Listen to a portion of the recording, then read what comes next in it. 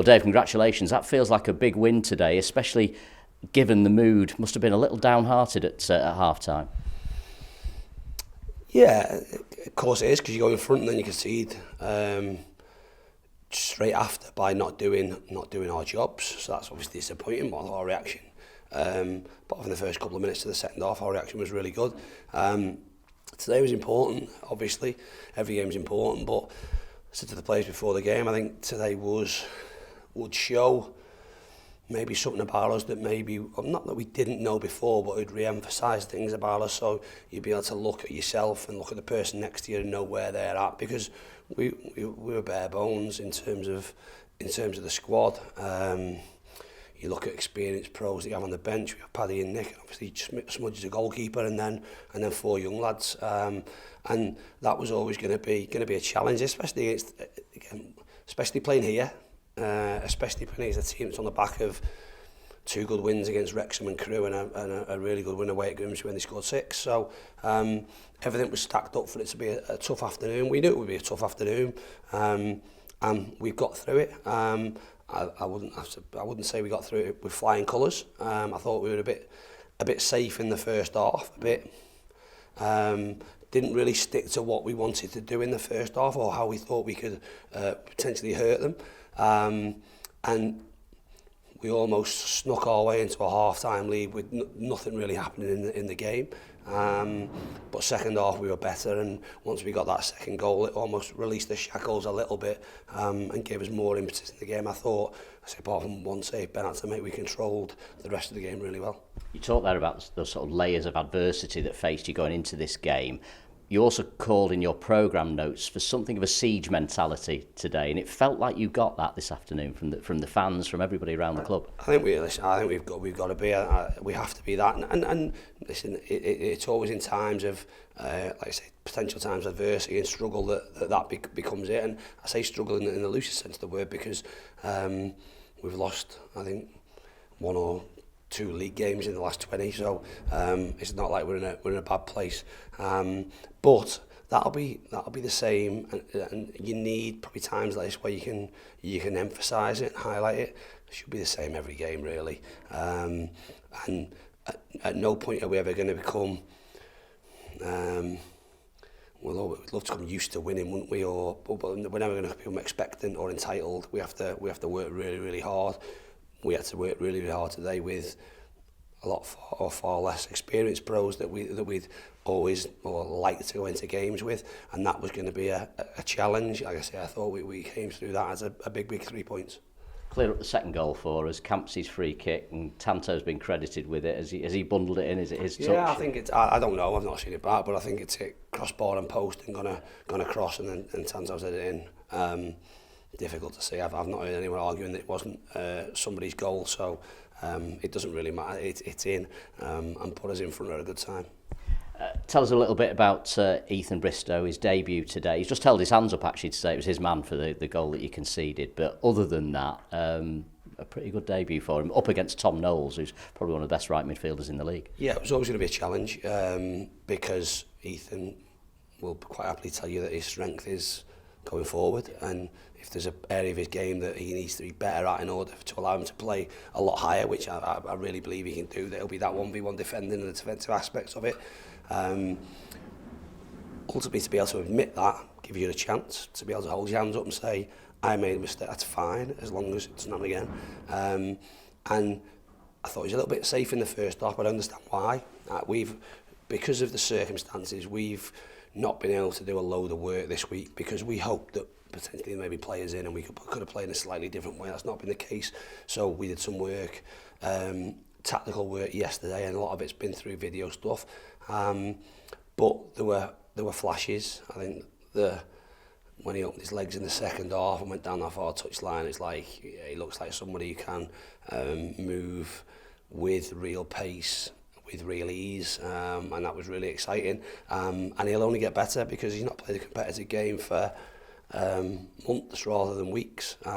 So that will do him the world of good. And he'll be, like I say, a big part of what we do at the back end of the season. And on the other side, Connor Lemonhay-Evans, you spoke in your pre-match and you were very honest. You sort of said, we've not seen the best of him yet. We saw a big improvement today, though, I think, did we? We've definitely not seen the best of Connor. Like I say, I was a big advocate of him coming here, going back, and it's a few years, but going back to his days at Torquay in the National League, I voted for him as player of the season. He was really, really effective. The difficulty for Connor and what has worked out is that he's probably somebody that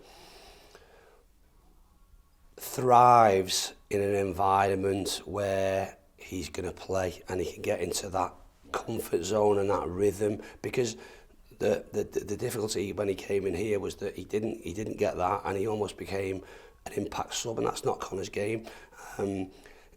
Again, another strength which also becomes a weakness is, and probably hence definitely the reason he's come back. He has quality, but he has quality to play in lots of different positions. So again, he started the game today. We wanted almost to be a boxing midfield, but him on that right hand side, because we felt that with them playing a back three and having wing backs, that he may need to come and do a job for us as a right wing back. Now that's never his position, but he just gets on with things and does things with a minimum fuss. And listen, over the course of the next 3 or 4 months, we may not see the best of Connor, but what he's done, he's come back into the club, having been away and been playing football and enjoying his football. We've had to bring him back because of our situation.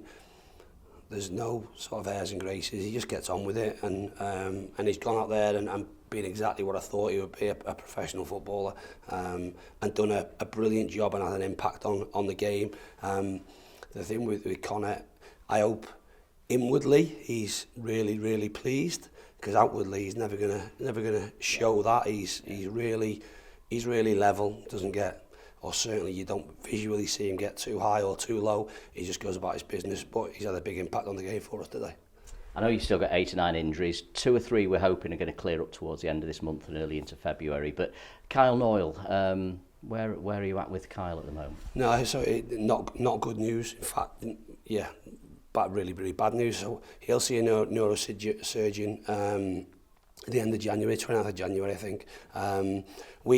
His first scan that he had after it was inconclusive, and then there was a question mark over whether there was a bleed on the brain or not. He's had 2 scans as a consequence of that further up, and there's still uncertainty. We had another scan. There was another scan done on Wednesday this week that was reported on yesterday that says that there is, or there was a bleed.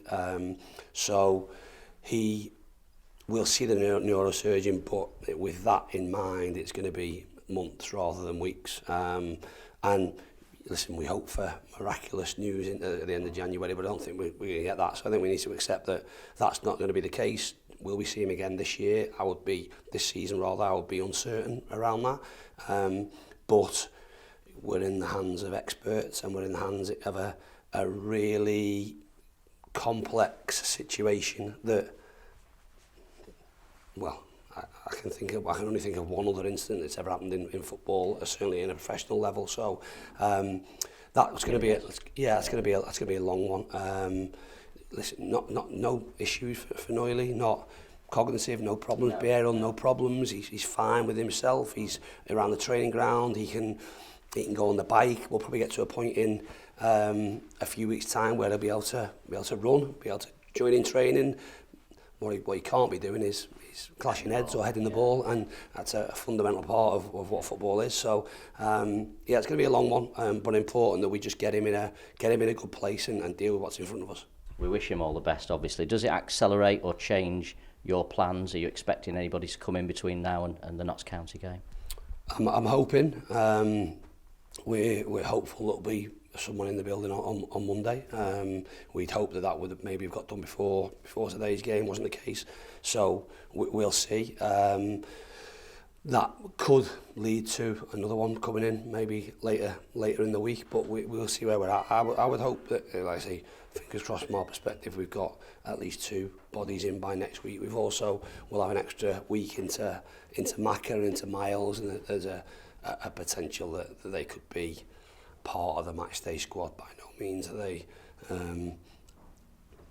match fit, because Miles has not played a competitive game for probably 8 months, and Macca's, although been out for a short period, probably has kept some of his fitness, but will be a little bit short. But even that will be, like I say, will be brilliant additions.